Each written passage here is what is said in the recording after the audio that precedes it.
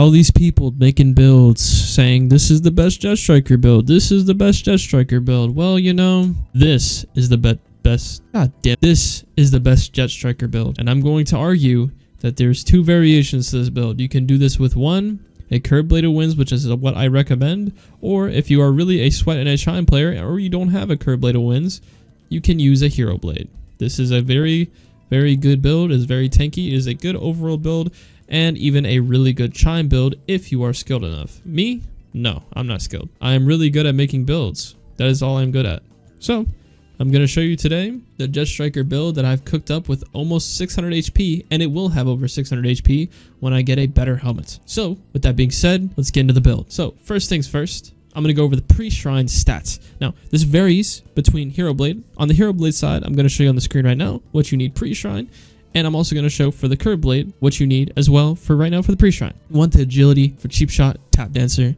You want the intelligence for overflowing dam, perfect flash, eureka, and all the ether adept talents. Now, personal preference. So if you really want to try to min-max this, you can take this build for yourself and edit it as much as you want. I'll leave the link down in the description below. You also want 25 charisma for tough love and charismatic cast. You do not need morale booster, so don't even think about grabbing that. Now, Dimer, why did you go no dazing finisher? Well, with the new Jetstriker update, you don't need dazing finisher. You actually don't want it because vanishing follow-up is in the game, so it actually makes it better for you just not to grab it. Now, I made this build before the Jetstriker update, but I guess I got lucky with just not going for dazing finisher. So the post-shrine stats is what I'm going to show you right now. Now, this varies between Hero Blade. Basically, instead of having the medium weapon, you are going to have the extra Gale Breath. Or if you want to, you can take this build and edit it yourself and actually min-max it probably even more. You could probably even get showstopper, etc. Now, before I get into the talents real quick, I actually want to talk about the attributes. Now, in my opinion, I think for wind builds, 6 vitality, 6 erudition is the move, because with all the talents I'm about to show you, you can get to max pen cap and max damage multiplier without any song chant or proficiency. Now, with that being said, let's show the talents off and show you why you do not need any vitality or any song chant or any proficiency. Now, let's talk about talents. This is an overworld build, so keep that in mind. I did not make this build purely for chime. I will never make builds purely for chime. That is a terrible way, in my opinion, to make a build. But you can do what you want with your opinion. Kickoff, overflowing dam, perfect flash, wyvern's claw, arrow gliding, condition runner, endurance runner, scaredy cat. Now, the only one that's necessary in this part is condition runner, wyvern's claw, and in my opinion, kickoff. Overflowing dam, arrow gliding, perfect flash. If you're a really big chime sweat, you do not need these.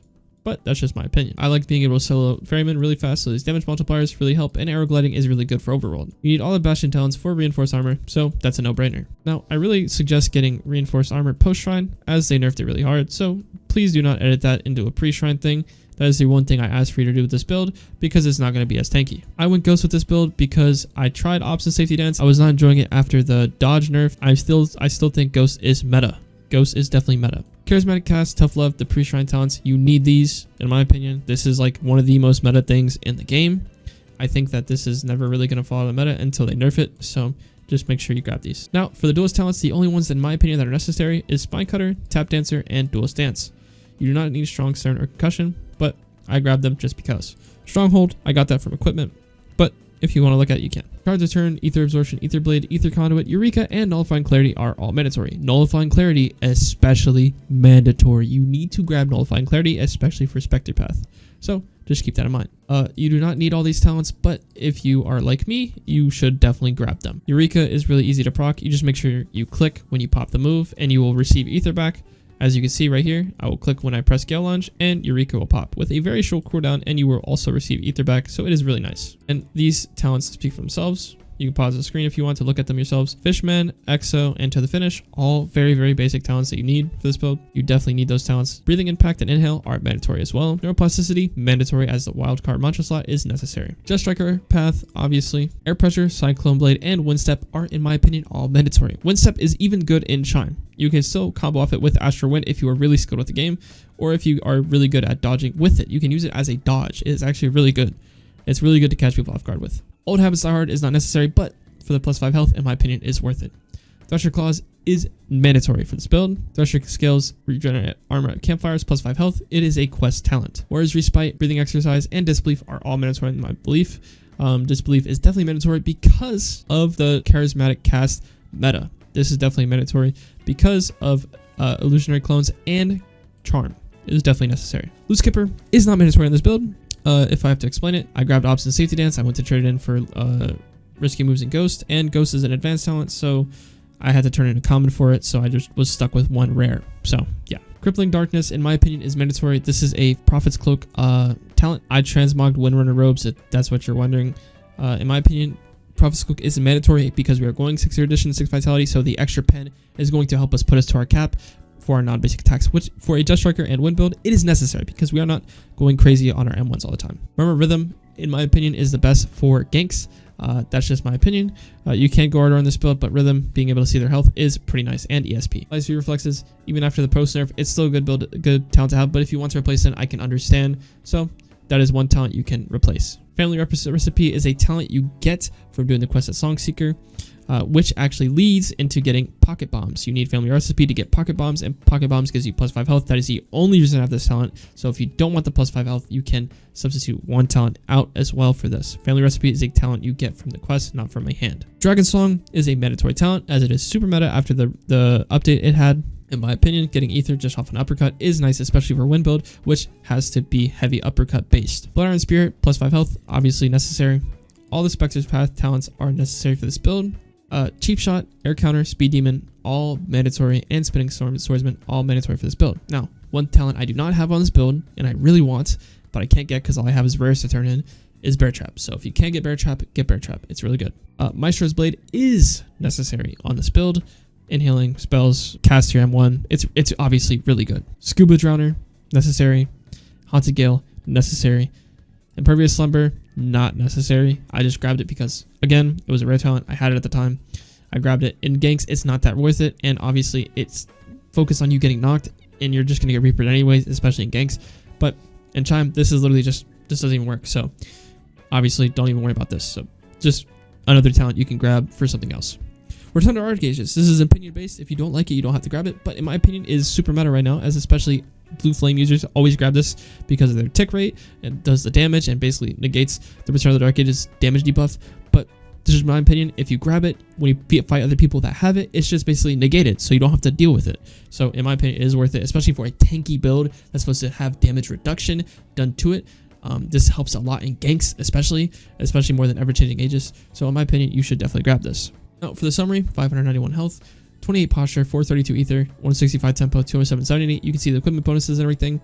I don't even have the max health for equipment bonuses yet, so this is going to get to 600 HP. I will go over the equipment as well. Now let's talk over the equipment real quick. Prophet's Cloak, Iron Sting Heavy Plate was probably my best kit so far. Moonlit Earrings, glasses are just drip. Authority Helm, this is the thing that I will be definitely getting a better version of. I put Ferocity on it for the damage reduction on it. Star Boots, Bounce, having Bounce is a really nice enchant. Basically, anytime someone tries to combo you, it has a chance to bounce them away from you and makes it their combo null. I didn't go with Iron Sting Heavy Plate, but Drowned, you always want a piece of equipment having Drown on it. Obviously, your highest piece of equipment should have Drown on it. I just happen to have Bounce on my boots. Moon Ring for the +9 health. Maestro's Ring for the +7 health and the damage. Akira's Ring with the +7 health for the damage. And Conga's Clutch Ring for the sliding. Conga's Clutch Ring is a personal opinion. I could sub this out for a Waning Ring for 9 health, 6 health difference, but in my opinion, the Conga's Clutch Ring, this is a God roll Conga's Clutch Ring, by the way, +1 posture, +3 health. I believe this Conga's Clutch Ring is insanely good for sliding and being able to combo off it, especially with the uppercut buff, sending you forward if you are holding W. It's actually really nice, and also you can inhale Rising Wind, and it looks like a regular uppercut.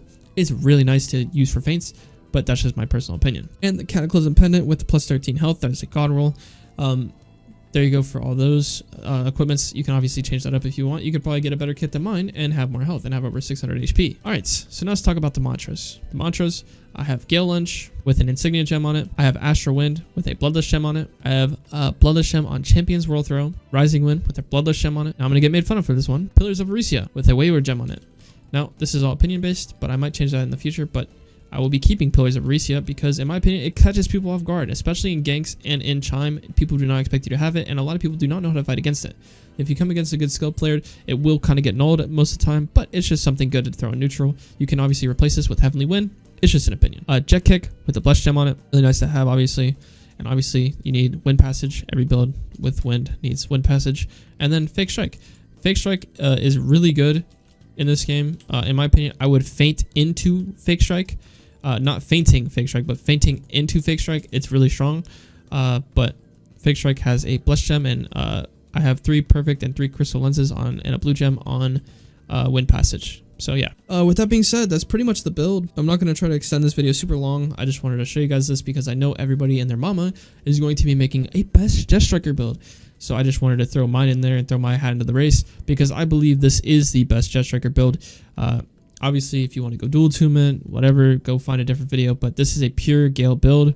The Hero Blade version of it, obviously, I'll show the stats on the screen as well at some point. But yeah, obviously this is just my opinion, but it's a super tanky build and meant for the overworld and meant to be able to get out of situations if I need to and get in and start ganking. So yeah, with that being said, you guys better not beat my with this build. I will actually get pissed off and quit the game. Do not steal my drip. This is my drip. If I see someone walking around with my drip, that's messed up.